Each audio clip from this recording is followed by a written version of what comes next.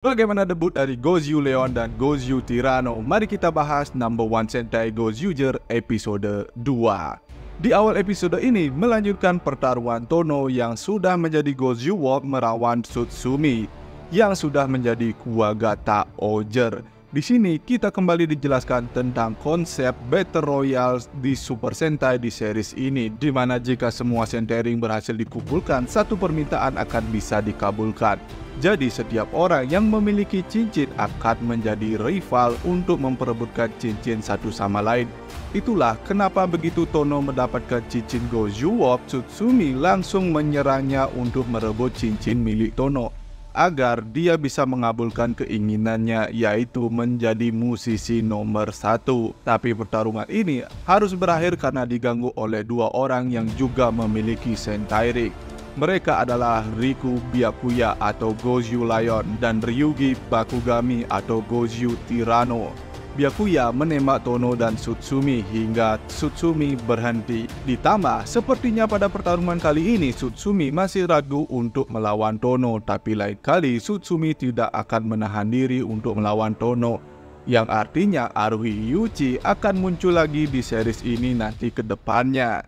Setelah pertarungan ini selesai, akhirnya kita diperlihatkan opening dari number one Sentai Gozyuger yang lumayan asik juga. Kita berpindah ke kafe setengah abad di mana seperti sebelumnya Tono bermain dengan Aoi, yang kemudian Bu Saori mengingatkan Tono untuk membayar sewa di sana. Sementara itu di lokasi para Braidan, Fire Candle kelihatan kesal karena kekalahannya di episode 1 sebelumnya. Di sini kita juga diberitahu kalau akhirnya si nomor 1 sudah mulai turun tangan. Yang dimaksud dengan si nomor 1 di sini mungkin para nomor 1 monster yang akan menjadi monster mingguan yang dihadapi oleh para Gozyuger ke depannya. Di samping mereka menghadapi para pemimpin Braidan dan juga para Sentai Merah Universe Warrior.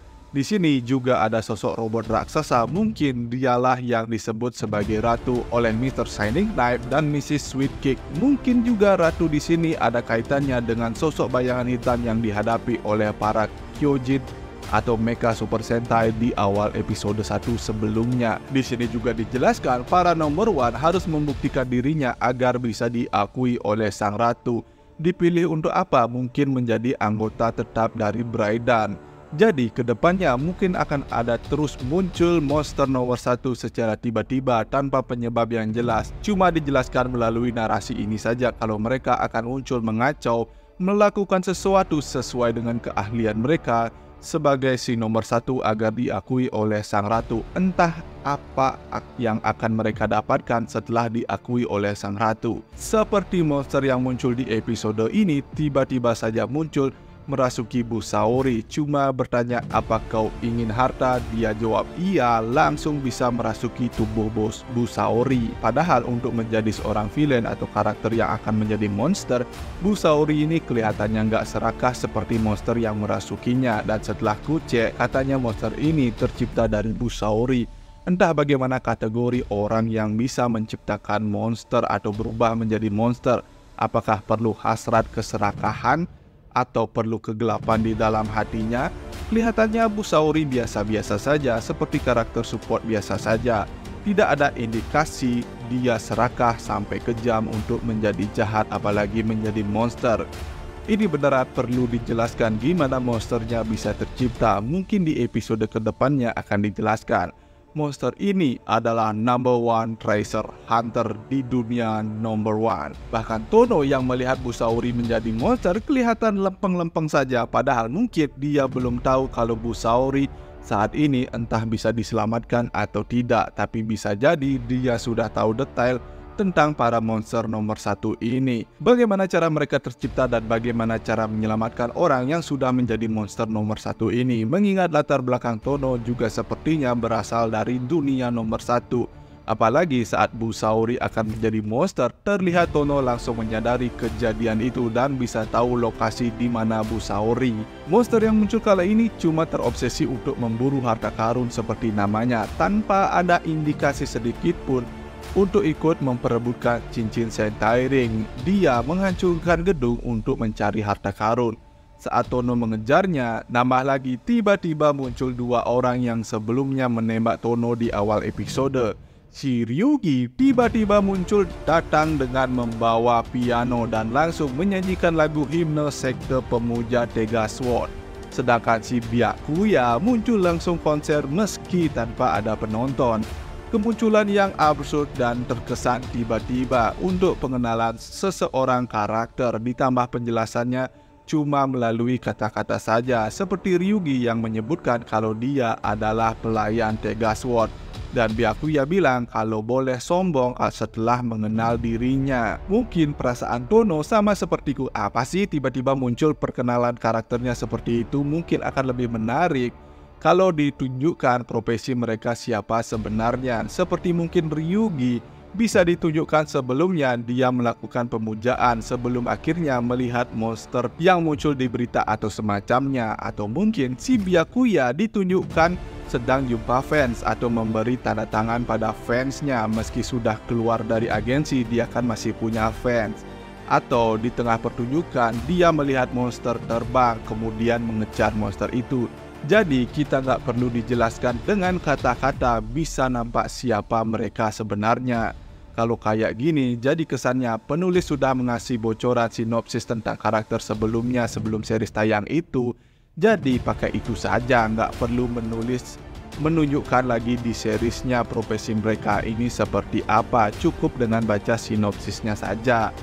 Yang mungkin pengenalan di awal ini dibuat seperti itu cuma untuk komedi saja dan nanti pasti akan lebih digali lagi karakternya ke depannya, semoga saja. Jadi di sini Ryugi dan Byakuya juga berubah ke bentuk sentai mereka untuk menghadapi si pemburu harta karun nomor 1 beserta pasukan Kroco Arye dengan kepala bel itu. Tapi pertarungan ini beralih menjadi perlombaan mengumpulkan harta karun. Yang menarik di sini, Byakuya sempat mengajak Tono untuk bekerja sama, tapi Tono menolaknya. Katanya bekerja sama dulu sebelum pertarungan cincin dimulai sepenuhnya. Jadi saat ini Battle Royale antar Super Sentai belum dimulai. Mungkin akan dimulai di pertengahan atau menjelang akhir series.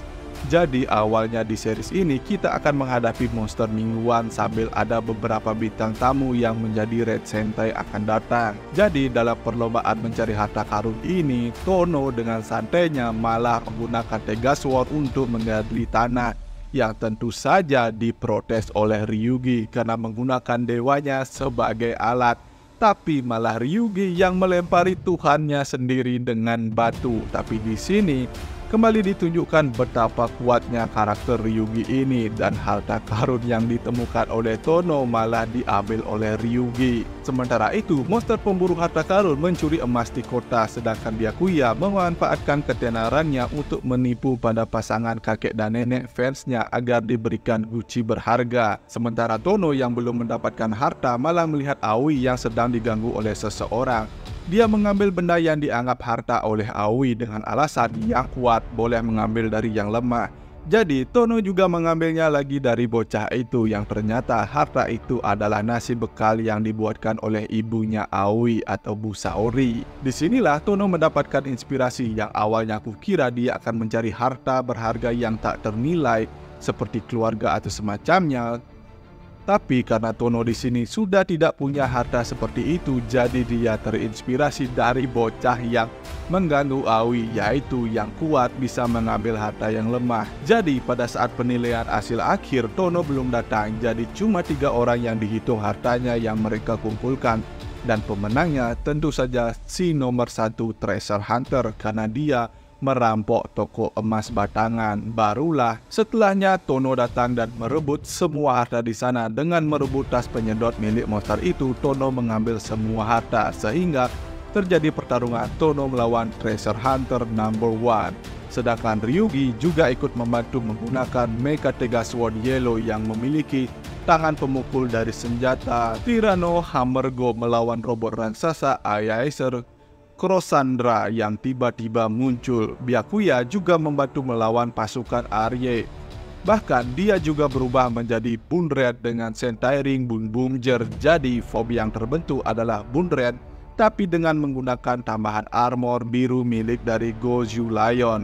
yang memiliki kemampuan yang sama dengan Boom Boomjer, seperti menyetir peluru dan memunculkan energi ban besar di punggungnya. Singkat cerita, mereka semua berhasil mengalahkan lawan mereka dan Tono dengan bantuan Tegasword bisa membebaskan Busauri. Dan dengan menghancurkan pemburu harta karun nomor 1, Tono lah yang kini menjadi pemenangnya. Episode ini ditutup dengan kini KP setengah abad dikelola oleh Ryuji. Untuk pertarungan di episode ini masih sangat seru. Cuma untuk cerita ke depannya aku nggak berharap banyak, karena sepertinya ke depannya aku akan nonton series ini cuma untuk melihat siapa aktor tamu yang akan kembali dan menjadi Sentai Merah siapa. Seperti minggu depan ada Ultraman Toregiar atau aktornya Kou Nanase yang akan menjadi Don Momotaro. Jadi mungkin akan ada aktor Kamen Rider juga yang nantinya muncul ke depannya. Jadi kita tunggu saja dengan tetap berharap semoga ceritanya semakin seru ke depannya. Kalau kalian bagaimana? Jangan lupa tuliskan pendapat kalian di kolom komentar di bawah. Seperti biasa, jika kalian suka pembahasan kali ini jangan lupa like, share, dan juga subscribe. Thanks for watching, sampai jumpa di pembahasan dan berita terkhusus lainnya dari Drosatsu.